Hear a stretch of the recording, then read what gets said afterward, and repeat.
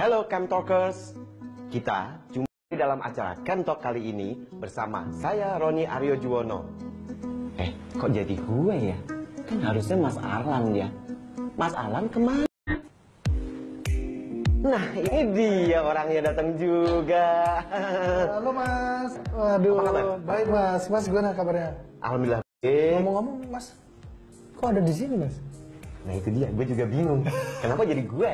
Iya, baru ditinggal bentar nih Cam Talk, udah ada yang gantiin. Waduh, teman-teman Cam Talk, sekarang kita balik lagi di acara Cam Talk bareng gua Arlan dan ada Mas Roni. Kita akan ngebahas apa sih Mas? Kita membahas masalah beauty pageant photoshoot. Oh, beauty pageant photoshoot. Gue juga nggak ngerti itu apa beauty pageant photoshoot. Nah, pasti banyak yang nggak ngerti juga. Makanya kita lihat dulu VT berikut ini.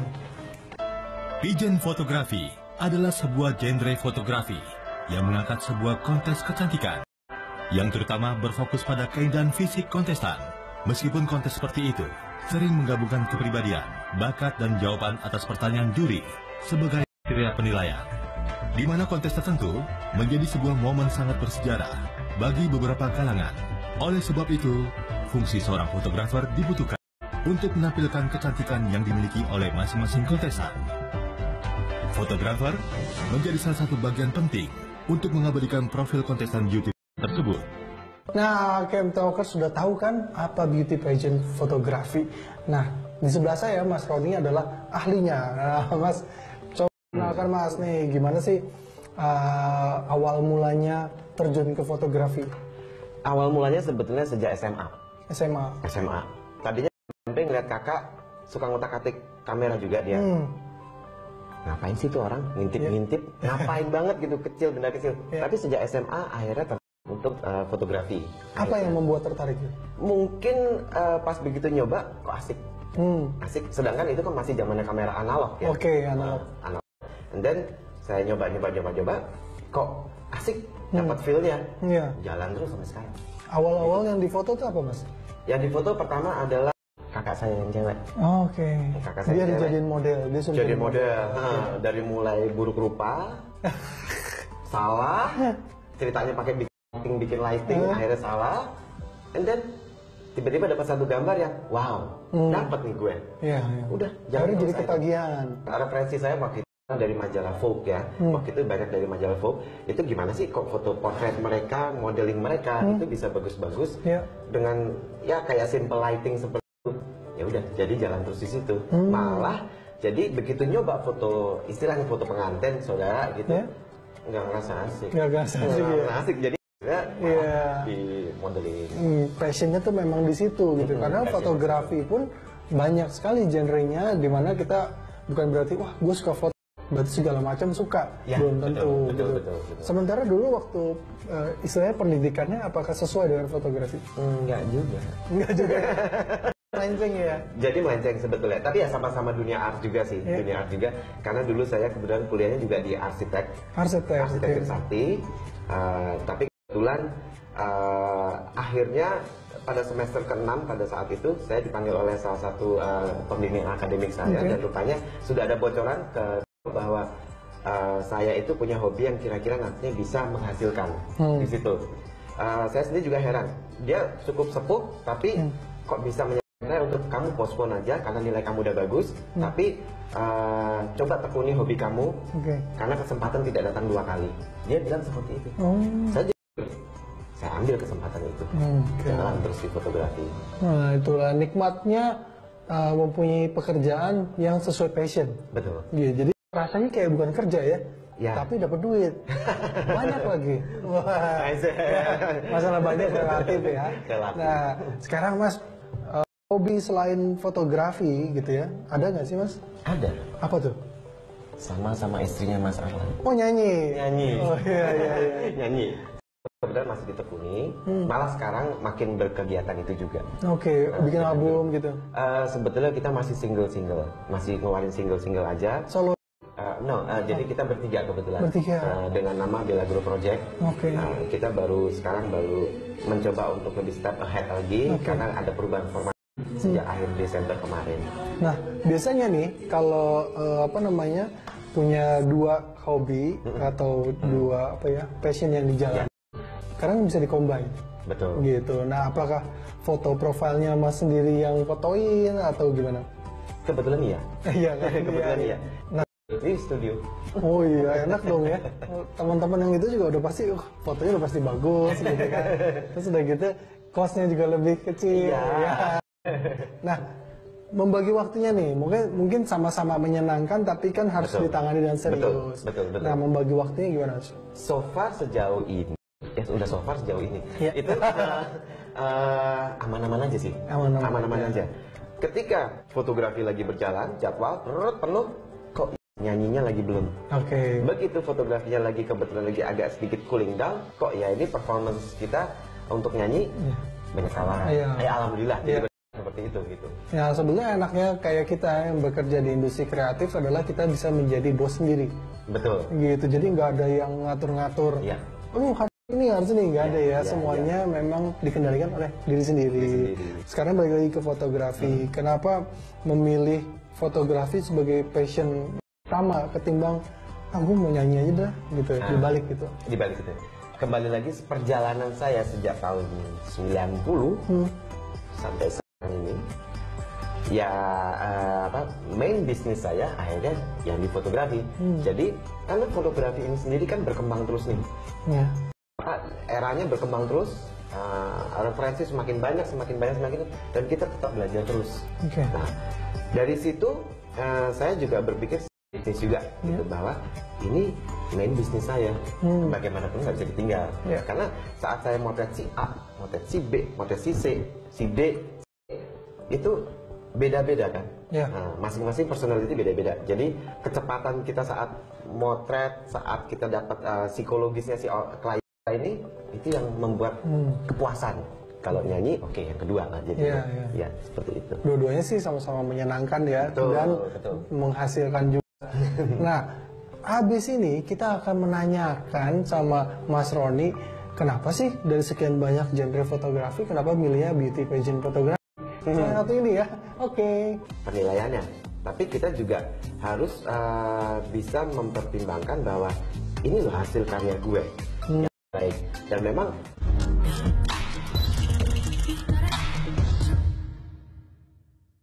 Camp Talkers, kembali lagi kita di acara Camp bareng gua Arlan dan Mas Roni. Kita sedang membahas soal beauty pageant fotografi. Nah, tadi di segmen sebelumnya gue membilang kalau kenapa sih Mas Roni ini milihnya beauty pageant fotografi gitu. Kayaknya agak jarang dan banyak kok genre yang lain kenapa milih itu sih, Mas? Gini, mungkin pada awalnya karena saya memang banyak passion saya itu fotografinya ada cenderung ke modeling. Basically modeling dulu, dari modeling itu berkembang salah satunya ke arah pageant fotografi, beauty pageant itu. Karena kan ada beauty-nya, beauty pageant. Jadi kita berkembang ke arah. Nah, mungkin teman-teman Camp Talkers banyak yang nggak tahu beauty pageant itu apa sih, Mas? Nah, sebetulnya gini, beauty pageant ini kan sebetulnya adalah di mana foto-foto yang kita hasilkan itu akan dipergunakan oleh klien saya. Itu kemudian adalah sekarang Yayasan Putri Indonesia, karena saya sebagai official photographer Putri Indonesia tahun kedua sekarang, dimana nanti dari hasil foto-foto yang kita buat itu menampilkan profil per putri ini yang akan dikirim ke tingkat dunia, seperti itu. Nah, pada saat kita rilis the pictures itu kita tidak boleh ada kesalahan. Nah, ini kan yang membuat kita tuh jadi deg-degan sebenarnya. Aman nggak ini kalau dirilis nih gambarnya? Ini foto nih aman nggak? Pada si putri ini ini. Tapi begitu rilis, dipublish di Instagram misalnya oleh official Putri Indonesia, itu ternyata responsnya tuh semua 90% gitu, itu puas banget. Nah, seperti itulah jalannya sebetulnya. Kalau dipikir bebannya berat juga ya, Mas ya? Karena kan nggak boleh yang salah satu ini, kok foto bagus sih foto gue sih gitu. Itu kan tanggung jawabnya besar juga tuh. Karena kita harus bisa mendeliver kualitas yang relatif standarnya gitu. Karena mewakili ini kompetisi nih. Ini kompetisi dan apalagi kalau sudah si A, si B, si C berangkat ke tingkat internasional, itu kan berarti bawa negara. Nama negara itu kan dipertaruhkan dengan foto itu. Ya memang ini sih sebetulnya salah satu pendukung foto ini. Walaupun nanti penilaian memang oleh juri pada saat acaranya langsung. Tapi bagaimanapun juga foto ini yang membuat dan memicu semangat para pageant lovers di Indonesia untuk mendukung putri-putrinya yang berangkat ke luar negeri. Seperti itu. Gitu. Nah, kalau teknis bisa dipelajari. Ya. Mental ini kan harus berdasarkan pengalaman. Ya. Nah, soal teknis yang dipelajari waktu itu Mas Roni belajarnya gimana sih? Otodidak kah atau? Teknis fotografi sendiri sih saya sebetulnya otodidak. Saya hanya mencontoh dari gambar yang ada dan saya biasanya lihat dari majalah fashion magazine gitu ya. Oh seperti ini gimana nih bikinnya? Bisa dapat kayak gitu? Bisa kayak gini. Ya misalnya foto Mas Alan cuma segini, profil segini. Ini lightingnya biar bisa gini gimana ya? Gini nih biar dapat real personality-nya. Itu yang susah kan dari situ kan. Ya nyoba ya walaupun banyak jeblok, tapi begitu dapat yang bagus, wah seperti itu. Jadi otodidak pun bisa ya kita belajar bisa dari mana aja gitu. Mungkin kadang nanya sama senior, nanya sama dan tidak perlu malu sama nanya sama yang junior juga ya. Betul. Gitu. Nah, sekarang nanya pertanyaan saya tadi kan udah ngomongin teknis dan pengalaman. Nah, dalam menggali yang mahal justru menurut saya adalah pengalaman. Betul. Gimana kita bisa membentuk mental untuk bisa menghasilkan foto-foto yang dalam tanda kutip sempurna gitu ya. Nah itu gimana sih Mas pembelajarannya itu, pengalamannya, apakah banyak suka sekali foto-foto yang tidak disukai sama orang gitu akhirnya jadi cambuk lah untuk belajar. Jadi sebetulnya kadang-kadang kita juga perlu menilai dari kesalahan kita sendiri. Pada saat kita foto, kita kasih tahu ke teman, foto lu yang ini nggak asik nih gini-gini nih. Kenapa ya? Nah, kita patut berpikir, karena apa yang mungkin menurut kita bagus belum tentu di publik bagus penilaiannya. Tapi kita juga harus bisa mempertimbangkan bahwa ini loh hasil karya gue terbaik. Dan memang ini memang karena dunia art kan sebenarnya dunia kesenian ini kan memang tidak ada patokan benar atau salah. Cuman kita kalau udah cinta, udah punya passion terhadap pada saat kita take dengan kondisi makeup yang misalnya flawless ya, istilahnya flawless gitu. Flawless itu sebenarnya istilah makeup yang bermakeup tapi tidak bermakeup. Jadi sangat natural. Itu adalah paling susah. Begitu kita take kita lihat hasilnya, wah ini dapat. Walaupun kita sebenarnya pada saat take itu kita udah ngerasa nih, ini bakal dapat nggak gitu. Begitu take dapat, kita puas. Gitu. Nah kalau misalnya kita udah foto, itu biasanya kita udah tahu nih, oh ini bakal nggak bakal dapat nih. Kayaknya tolong betulin lagi deh makeupnya, bisa gitu ya? Kita bisa request. Bisa request ke makeup artist ataupun siapapun pendukungnya. Tapi kita juga harus bicara di sini kan karena bagaimanapun juga itu hasil karya dia. Jadi kita hanya bisa menyarankan, mungkin makeupnya dikurangin bagian sini. Jadi antara saya biasanya kalau bekerja sama dengan tim, misal makeup atau hairdo segala gitu, saya hanya bisa menyarankan karena bagaimanapun juga ini sama-sama usaha kita semua yang terbaik. Nah itu. Jadi kita menjaga secara psikologis ya. Jadi hasil foto itu bukan berarti 100% karya dari fotografer, justru kerja tim. Ada makeup artis, ada si modelnya sendiri, ada hairdo artisnya juga, terus kemudian ada lighting mungkin gitu. Jadi belum lagi ada stylist juga. Kalau di beauty pageant juga ada ya stylist? Ada stylist, nanti ada juga art director ya. Art director dalam artian nanti terbayangnya nanti akan seperti apa tampilan akhir dari foto. Karena kalau beauty pageant itu kalau nggak salah ada konsep-konsepnya setiap fase-fase gitu. Ada fase-fasenya memang sih sebetulnya. Yang pasti saya kejar dulu di awal adalah beauty-nya dulu. Jadi saya mengejar finalis atau putri-putri ini bisa mengeluarkan inner beauty-nya dulu. Kalau itu udah dapat kuncinya, ke belakangnya aman. Mau pakai baju apa kayak apa tuh aman lah ya. Aman. Tadi kita udah ngomongin soal keseruan, gimana sih jadi beauty pageant photographer tuh serunya apa? Nah nanti kita akan nanya sama Mas Roni, pernah nggak sih ada dukanya? Kejadian-kejadian yang tidak mengenakan, itu pasti pengen tahu nih, biar kita belajar juga. Oke, kita akan balik lagi setelah yang satu ini. Kecilnya di sini memang nggak ada karena semuanya di sini controlling. Oh gitu. Ya, F-nya segala semua ada di dalam sini. Dan bukan terbesarnya berapa tuh? Ya.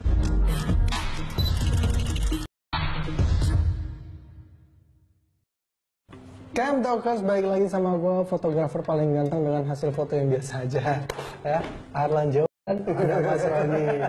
Kita lagi membahas soal beauty pageant fotografi. Nah, Mas tadi kan udah ngomongin sukanya, sekarang dukanya. Pernah nggak ada pengalaman yang tidak mengenakan, inget terus? Yang pasti, bagaimana juga kalau kita motret cewek, dan ini kebetulan beauty pageant seperti itu kan dituntut untuk total personal. Mereka out gitu ya. Tapi kadang kan ya namanya juga cewek dapet ya. Iya. Nah kalau dapet kan mood dia turun. Oke. Tapi itu memang keadaan itu paling nggak enak. Paling nggak enak. Dan pernah kejadian juga. Itu sudah si putrinya sendiri lagi kebetulan. Dan satu hal lagi, kejadiannya ini make upnya nggak jadi-jadi. 2 jam. Jadi moodnya makin rusak ya? Wah makin rusak. Kan bagaimana juga kita kayak kalau fotografer ini dalam satu studio atau dalam satu pemotretan kan kita sebagai captain pilot kan, kita sebagai pilotnya, jadi harus menentukan sikap kan. Nah saya mulai itu makeup artisnya mungkin lebih cepat, lebih asik kali ya gitu. Si model juga saya bercanda aja gitu karena supaya moodnya naik lagi. Itu yang paling susah. Teman-teman Cam Talkers mungkin harus dimengerti bahwa kalau sebagai fotografer tidak hanya tinggal doang, nggak semudah itu, tapi kita juga harus memahami nih talent yang mau kita foto, dia moodnya lagi kayak apa, terus trik-triknya untuk bikin dia baik lagi seperti apa gitu ya Mas ya. Cam Talkers ini juga banyak Mas yang suka nanya soal gear atau peralatan yang dipakai gitu kan. Itu pasti walaupun yang penting orangnya ya, bukan alatnya, tapi kita juga pengen tahu kira-kira Mas Roni pakai apa aja sih, kameranya, lensanya. Tapi kita mulai dengan body dulu deh. Bisa dipakai Mas? Sejauh ini saya banyak pakai 2 ini. Dua ini nih. Dua ini memang regularly saya menggunakan yang nyebut merek apa ya? Canon 5D. Ini masih yang Mark II loh. Oh gitu. Masih Mark II karena saya udah coba yang Mark III dan Mark IV. Tone-nya saya nggak suka. Oh gitu. Walaupun kan naiknya megapiksel beda tipis-tipis tuh. Tapi nggak suka. Jadi Mark II tetap mempertahankan. Nah, kalau lensa biasa 200 f2.8. Ini standar saya pakai untuk full body ataupun close up saya pakai ini. Kalau lensa misalkan kadang-kadang ada juga yang close up dia lebih memilih apa 100 ya? Oh iya. Fixed lens ya. Bisa makro ya? Bisa makro juga. Bisa makro. Sebetulnya oke aja. Kembali lagi kepada kita kan sebagai pengguna. Lebih nyaman yang mana gitu. Karena kadang-kadang saya pakai fixed lens pendek yang 100 misalnya gitu, kok rasanya sensasinya saat pemotretan tuh beda gitu. Mungkin karena keberatan jadi lebih senang. Jadi kayak berasa banget kerja gitu ya. Ini kebetulan ya lumayan berat, apalagi baterai grip kan juga kan. Betul. Terus satu lagi kamera yang saya gunakan adalah ini Hasselblad series. Hasselblad series ini kebetulan masih yang 40 megapiksel. Jadi ini yang seri H4D. Ini dari tadi saya nggak berani pegang nih, kayaknya soalnya kelihatan harganya mahal ya. Waduh. Berat juga ya Mas ya. ini namanya apa Mas? Hasselblad. Terus ininya H4D. H4D. Apa ini bukan DSLR kan Mas ya? Masuknya di DSLR. Sebetulnya kalau dulu adalah perkembangan dari medium format pada saat kita mengenal dulu zamannya kamera analog. Yang seperti ini dulu kecil, ini medium formatnya. Karena sensornya jelas lebih besar ini. Jadi 40 megapikselnya dia, either dibandingkan dengan Canon yang misalnya ada 40 megapiksel juga, tentunya nanti akan lebih kuat yang Hasselblad karena sensornya lebih besar. Seperti itu. Nah ini kalau ini apa sih Mas yang membedakan selain sensor lebih besar, kemudian megapiksel lebih besar, pengaruhnya terhadap hasil bedanya dengan itu apa? Jadi ada satu perbedaan. Mungkin kalau secara awam tidak melihat hal seperti itu, tapi saya ngerasa puasnya begitu dengan 40 megapikselnya dia itu hasilnya kembali seperti waktu kita foto zaman analog. Jadi ada sedikit Grey ini, atau mungkin kalau era digital nyebutnya noise ya. Noise, okay. Noise. Tapi ada noise itu yang membuat itu tuh jadi kayak film. Oh, oke. Okay. Zamannya celluloid film dulu, zamannya kita masih kamera analog gitu. Iya. Itu kayaknya kalau hilang kok ada sesuatu yang missing gitu. Kadang kalau kita kejar dengan aplikasi atau dibikin-bikin itu beda rasanya ya. Beda. Dan juga mungkin untuk kepentingan yang bisa di print besar. Iya, betul. Iya, kadang-kadang untuk baliho. Iya, gitu. Jadi pakai ini. Dan ini lensanya bisa diganti-ganti Mas. Kalau misalkan Canon dan yang lain biasanya kayak aperture-nya tertulis ya, kalau di sini enggak, ini 35 sampai 90. Aperture-nya di sini memang nggak ada karena semua di sini. Oh, gitu. Ya, F-nya segala semua ada di dalam sini. Kemudian bukan terbesarnya berapa tuh? Dia yang ini kebetulan karena ini lensa zoom ya. Ini kalau nggak salah di 5,6. 5,6. Kalau yang makronya ada tapi saya nggak bawa kebetulan, itu dia di F4. F4 tapi karena sensor besar, jadi efeknya seperti 2,8 di sini. Oke. 56 berarti kayak 35 gitu ya. Oke. Jadi emang kadang-kadang juga pakai di sini, misalnya biasa pakai mungkin di 8, di sini taruh di 13 pun similar, jatuhnya bokeh ya. Bokeh di sebelah kan itu. Karena memang sensornya besar ini. Cuman memang berat sih. Walaupun saya setiap kali pemotretan nggak pernah pakai tripod. Oh, pantesan. Tadi saya baru pegangnya kayak di sini. Mantap ya. Saya selalu kalau motret jarang pakai tripod. Bener-bener jarang, karena kecuali foto produk ya, baru pakai tripod. Tapi kalau foto human dalam artian modeling atau segala, saya selalu handle by hand gini aja. Iya. Ini udah berapa lama Mas dipakai? Ini tahun ini 2012. Oke, udah hampir 6 ya. Ya, ini 2012 juga kan. Iya. Keluarnya sebelumnya. Iya. Seperti itu. Oke. Waduh, ini nih. Kapan bisa punya ini? Ini buat apa ya? Ini sebelumnya kan kalau teman-teman Camp Talkers kadang-kadang suka gini. Oh, gue kalau jadi beauty pageant photographer atau fashion atau apa harus punya kamera ini. Gitu. Sebetulnya nggak mesti juga ya. Kalau misalnya baru memulai, ya pakai aja apa yang ada dulu. Betul. Sambil nabung ya. Sambil nabung dalam artian kan pada saat kita mencoba untuk menghasilkan karya itu harus belajar terus. Sebetulnya penting belajar terus dengan apa yang ada. Ya, memaksimalkan apa yang kita punya. Maksimum, dan yang pasti asah kepekaan kita akan seni ya. Itu intinya. Oke, seru banget. Nah, teman-teman Talkers, abis ini kita akan masuk ke segmen yang favorit gue nih. Pengen tahu apa? Tunggu aja. Kebetulan saya memang selalu mengidentikan hasil karya saya itu yang tercapture adalah cewek yang elegan, tapi seksi.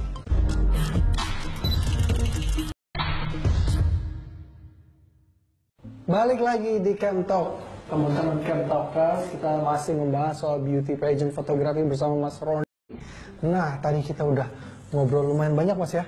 Udah Mas Roni sudah sharing segala macam dan gue udah nanya macam-macam. Nah, sekarang ini ada segmen favorit di mana Pop Quiz. Wah, Pop Quiz. Oke, ini salah satu segmen favorit membahas soal Pop Quiz. Mas, jadi nanti akan ada pertanyaan. Entah itu berhubungan atau tidak, nyambung atau tidak dengan fotografi, tapi kita harus jawab. Oke. Mari. Mana pertanyaannya? Pop Quiz. Pertanyaan pertama. Berapakah warna sepatu yang harus dibawa untuk pemotretan dan apa alasannya? 4 ya? Banyak banget. 4. Hitam. Nude colors. Oke.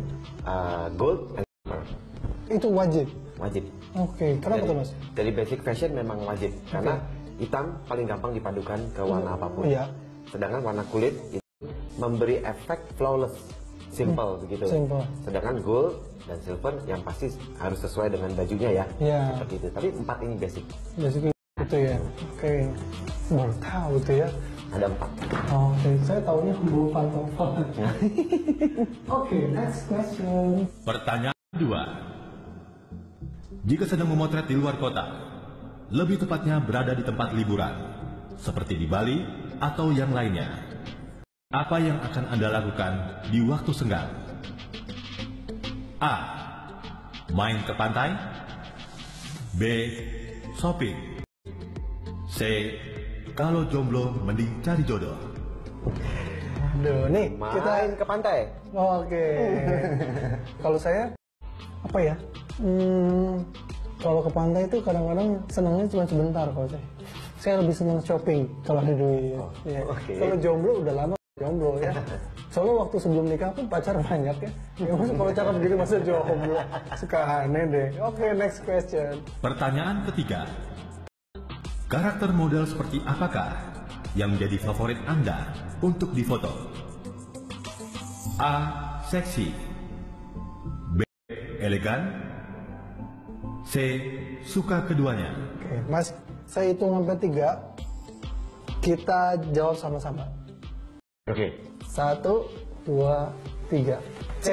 Wah, sama. C kan ya? C. Iya. Kenapa tuh Mas? Coba Mas. Gini, kebetulan saya memang selalu mengidamkan hasil karya saya itu yang tercapture adalah cewek yang elegan, Ya. tapi seksi. Kan tidak semua orang bisa menerjemahkan hal itu. Betul. Ya, biasanya salah satunya. Ya. Nah, elegan tapi seksi itu memang butuh satu effort Ya. yang tidak boleh nampak. Ya. Jadi simple tapi di mata ada. Tapi kalau elegan dan seksi itu kayaknya kombinasi yang cukup rumit dan kalau Rumit, bisa kompleks itu. indah sekali ya. Ya. Ya. Oke. Next. Pertanyaan selanjutnya. Nasional apakah yang dipakai oleh Wulandari Herman, perwakilan Indonesia di ajang Miss Universe 2013? A. Reok Ponorogo. B. Sisingaan. C. Ondel-ondel. Oke. Saya sih, tapi kita tebak aja ya. 1, 2, 3. Reok Ponorogo. Reok Ponorogo itu yang A berarti ya? A. Oke. Mas tahu atau? Tahu. Oke. Reok Ponorogo. Tapi kita dengar jawabannya benar nggak? Jawabannya adalah A. Reok Ponorogo. Wih, benar. Emang kalau saya sih so tahu ya. Nah, itu gimana Mas ceritanya? Si Reok Ponorogo itu jadinya kelihatan seperti apa sih? Pada saat dibawakan oleh Wulandari Herman memang tampak sesuatu yang spesial ya. Karena bagaimana juga kan itu ajang dunia di mana wakil Indonesia saat itu bisa membawakannya dengan gimmick dan gaya yang di sana. Jadi menjadi satu nilai plus buat Indonesia. Sementara kalau yang saya tahu Reok Ponorogo mungkin teman-teman di rumah juga menganggapnya agak seram. Betul. Tapi gimana caranya kau bisa terlihat cantik dan mewakili Indonesia gitu? Itu mungkin desainer juga.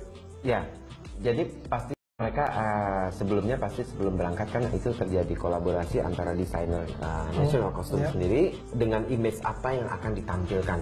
Ya. Dan si Putri sendiri sebagai wakil Indonesia saat itu tentunya mempelajari how to perform in front of the public. Ini dunia yang lihat soalnya. Jadi pasti dia akan tampil dengan sesempurna mungkin. Oke. Seperti itu. Kan dulu ada lumayan berita kontroversi bahwa Reok Ponorogo diklaim negara lain. Ya. Nah, apakah itu ada arah ke situ? Enggak sih. Enggak ada ya? Enggak ada. Nggak ada. Mereka mendesain, dibawakan, selesai. Nah sebetulnya kalau masalah yang diklaim oleh negara lain itu memang ada hal yang lain di luar itu semua sih. Oke, nggak ada hubungannya ya. Nggak ada hubungannya. Oke, next question masih ada kah? Pertanyaan terakhir. Apakah kegiatan yang tidak menjadi bagian dari masa karantina para putri-putri Indonesia? A. Bobo seharian. B. Perkembangan karakter. C. Belajar make up. Ini sih gampang banget nih. Yang bukan. Yang bukan kan? Ya, yang bukan. Yang bukan. Ya pasti lah bobo seharian. Pasti bobo seharian. A. Coba, bener nggak? Jawaban A. Betul. Bobo seharian. Ada hal-halnya lagi. Jadi Bisa diomelin itu karantina. Jadi kalau karantina itu mungkin Mas juga tahu lah ya. Itu apa aja sih yang dibina gitu istilahnya? Kali sih yang terutama mereka pada saat bangun pagi mereka juga harus mempersiapkan diri untuk tampil.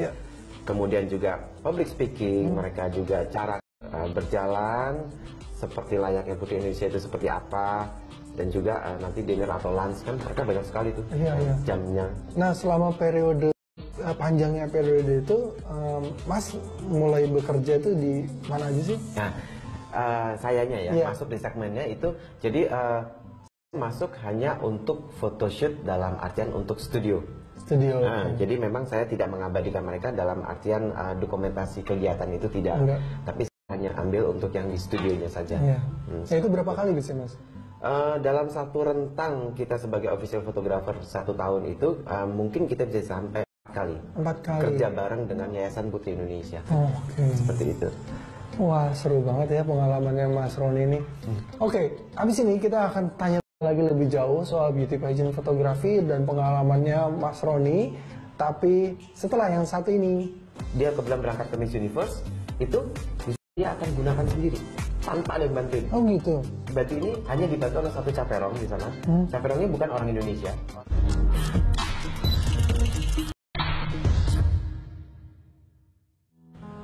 Camp Talkers masih sama gua Arlan dan Mas Roni di acara Camp Talk, acara fotografi yang paling keren dan banyak kali peminatnya. Aduh sombong ya. Iya banyak peminatnya loh. Nah Mas tadi kita udah ngobrol-ngobrol soal pekerjaan Mas selama ini di dunia fotografi. Tapi teman-teman Camp Talkers ini mungkin belum pernah lihat hasil karyanya. Apa jangan-jangan Mas Roni ini cuma ngomong doang gitu kan? Lihat aja nih hasil fotonya. Nah dari tim Camp Talk sudah memilih, ternyata banyak sekali foto yang bagus, jadi cuma bisa dipilih segini nih. Kita Oke, kita mulai. Ini kita namakan segmennya adalah Foto 911. Nah, Mas kita lihat ya foto pertama nih, Garuda. Wah, luar biasa sekali, Mas. Ini bisa diceritain fotonya, prosesnya gimana sih, Mas? Konsepnya apa?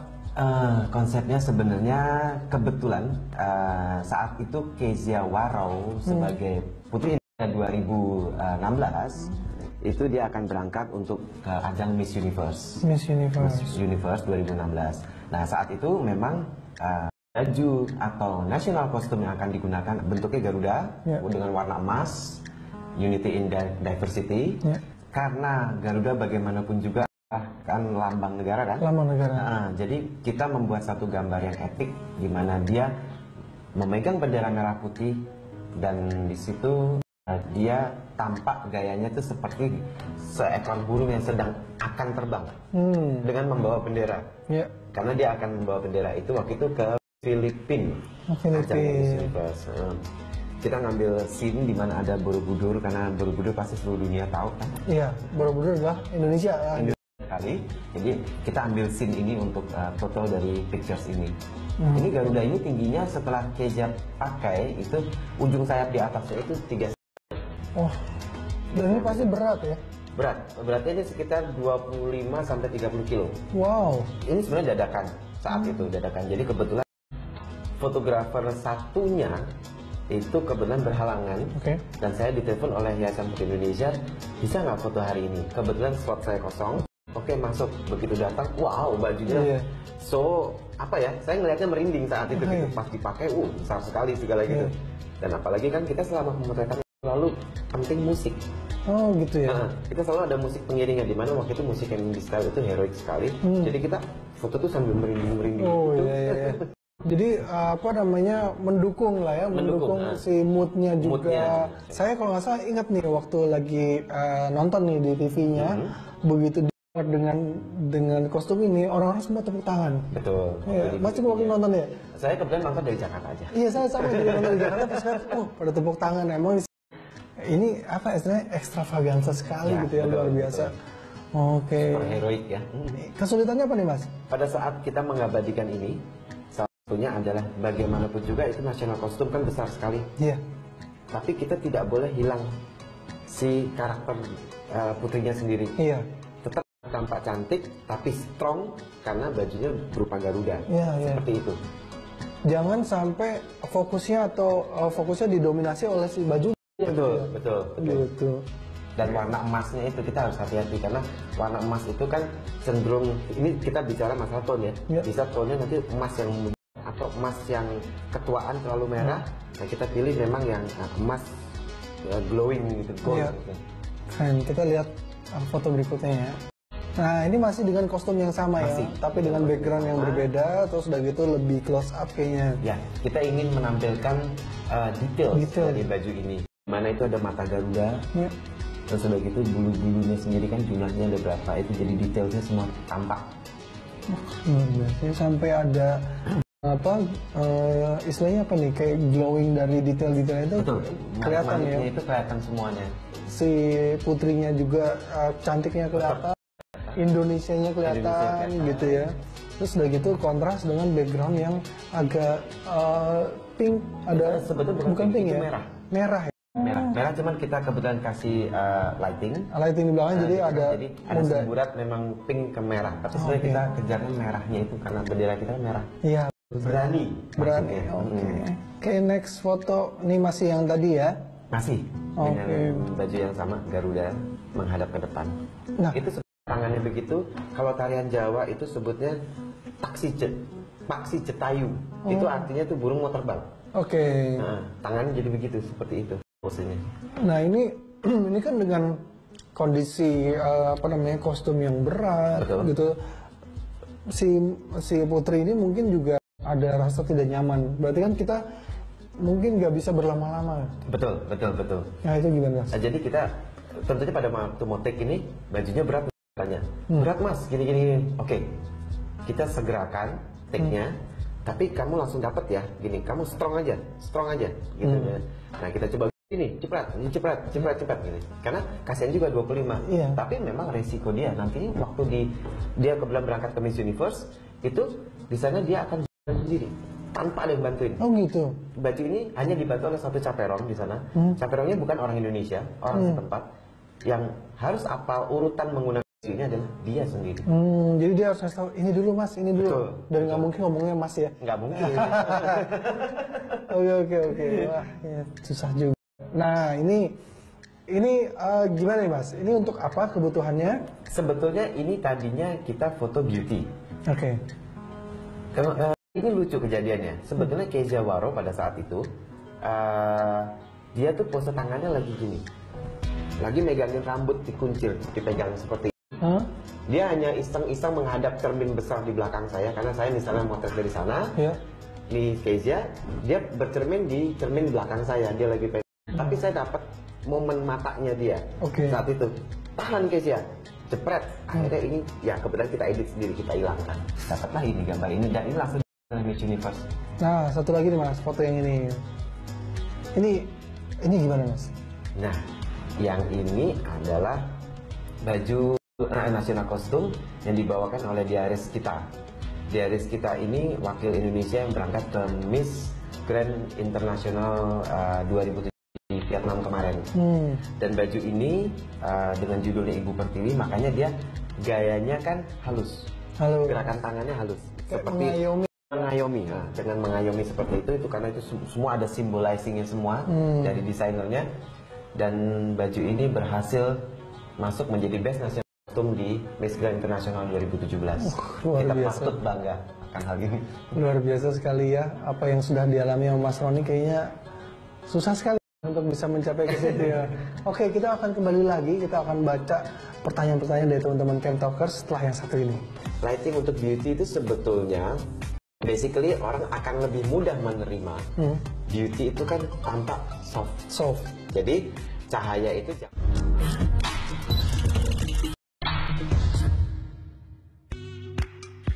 Indonesia merupakan salah satu negara yang giat melaksanakan kontes kecantikan atau pemilihan putri-putri kecantikan.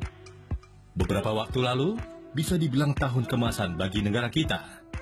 Kenapa tidak, wakil-wakil Indonesia di ajang kecantikan dunia berhasil membawa pulang gelar bergengsi. Pada ajang kompetisi kecantikan, dibutuhkan sebuah foto sebagai portfolio berstandar internasional. Salah seorang fotografer Indonesia, Roni Aryo Juwono, merupakan salah satu fotografer pigeon fotografi yang sering mendokumentasikan profil-profil putri Indonesia. Roni Aryo Juwono adalah beauty pigeon fotografi yang telah sukses menuai kesuksesan di dunia pigeon fotografi. Hal ini dapat terlihat dari hasil bidikannya. Berikut adalah sejumlah foto dari 11 favorit awal karantina Putri Indonesia 2017 hasil karya Roni. Di setiap ajang pemilihan Putri Indonesia, seluruh finalis harus melalui proses karantina selama beberapa hari.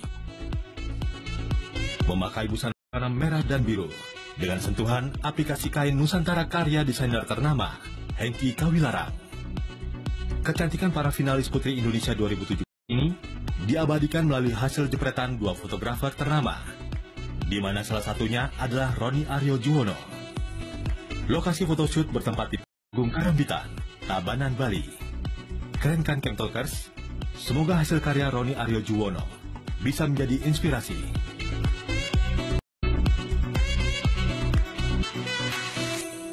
Camtalkers, balik lagi bersama gua Arlan dan Mas Roni. Dari tadi kita udah hampir sejam loh Mas, kita bahas, nggak kerasa ya? Udah sejam ya? Hampir. Nih udah mau membahas, tadi membahas kita pageant fotografi, pengalaman Mas, tips and triknya. Wah, banyak sekali manfaat yang kita dapat nih. Nah, pasti teman-teman di rumah pada pengen tanya. Makanya ini kita sudah mengumpulkan beberapa pertanyaan dan kita batasi karena durasi juga.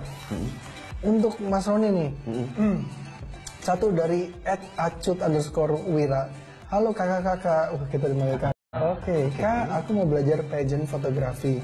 Mau dong sarannya? Nah, saran mungkin kan Mas Roni kan di tahap yang tertinggi lah kalau di Indonesia untuk pageant fotografi. Masih belajar sih. Iya, tapi kalau mau naik lagi tuh harus internasional berarti kan. Nah, teman-teman mungkin yang masih tahap belajar atau mencoba tuh gimana sih Mas?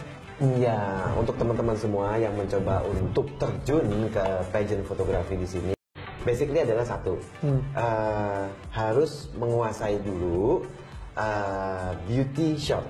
Beauty shot. Nah, dari beauty shot itu nanti akan bisa berangkat menuju beauty shot itu kan soalnya handlingnya menghandle models ya. Siapapun mungkin mama kamu bisa difoto begitu cantik begitu. Nah, sudah dapat inner beauty dari situ. Tapi memang harus banyak belajar dan mencoba.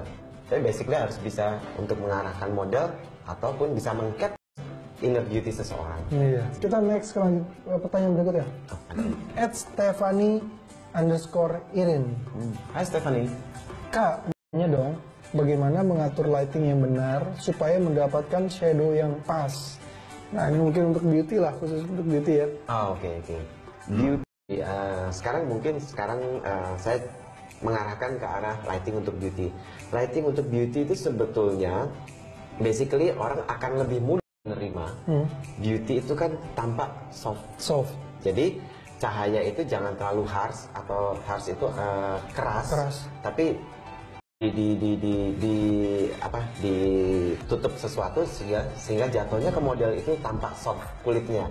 Karena hati-hati dengan permukaan kulit. Permukaan kulit tiap orang itu unik, tiap orang berbeda, kecekungan mata berbeda, bentuk muka berbeda. Jadi harus mencoba beragam lighting. Tadi Stephanie ya, itu mencoba untuk yang lebih keras, semakin lembut, dan nantinya setelah mencoba lagi, banyak belajar dan mencoba, akan menemukan ini lighting gaya gue. Stephanie bisa seperti itu. Jadi dari lighting pun bisa membentuk karakter seorang fotografer ya? Betul. Oke, siap. Ngerti kan, Stephanie? Saya sih ngerti. Yang ketiga, @Cepin.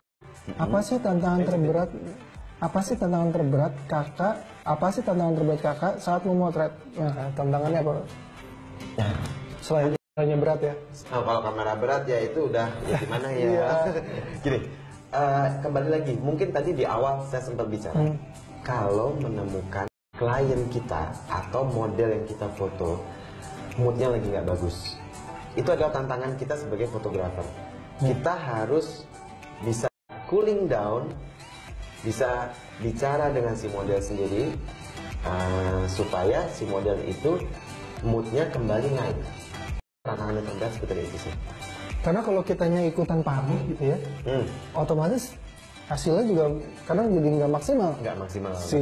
Si model makin bad mood, kok muka gue jadi gini gitu. Muka gue jadi begini nih. Nah, kita asik-asik aja atur supaya ini, walaupun kita dak dikduk menghadapi seseorang yang baru, tapi tentunya kita bisa bicara dengan kata-kata yang bagus, dia akan up lagi dan seneng lagi. Gitu. Nah, Mas, wah ini nih udah mulai di penghujung nih. Di penghujung nih biasanya saya nanya harapan. Kalau Mas Roni punya harapan apa sih sebagai fotografer atau industrinya? Kalau sebagai fotografer, perkembangan dari fotografer beauty pageant ini, ya sementara ini kan saya lagi pegang yang Indonesia aja. Tapi kalau bisa sih harapan saya semoga nantinya bisa handle untuk beauty pageant tapi yang tingkat internasional. Semoga amin. Itu. Tapi bagaimanapun juga kan kita juga saya tetap masih harus tetap banyak belajar karena bagaimanapun juga dari belajar mencoba itu nanti kita akan naik peringkat perlahan seperti akan itu. Berkembang terus. Terus apalagi ya mungkin beli gear baru kali ya. Itu sih tapi kepengenan kita itu semua kan kali ya saya kali ya. Itu ada perbedaan butuh sama pengen. Nah itu dia, itu bahaya banget. Antara butuh dan pengen itu beda tipis. Bahaya. Kadang-kadang yang nggak butuh tapi pengen jadi seolah butuh ya. Betul. Iya. Nah, wah terima kasih banget ya Mas Roni. Sama-sama. Udah menyempatkan waktu, nggak kerasa udah 1 jam, manfaat yang kita dapat banyak banget dan teman-teman kita udah banyak belajar pastinya. Dan jangan lupa kalau mau tanya kayak teman-teman Camp Talkers tadi, kirim aja ke sini. Kemudian dan jangan lupa juga follow sosial media Camp Talk. Oke, kita akan ketemu lagi di episode berikut dengan bintang tamu yang gak kalah lebih seru, dengan topik yang gak kalah seru juga. Sampai ketemu Camp Talkers, bye.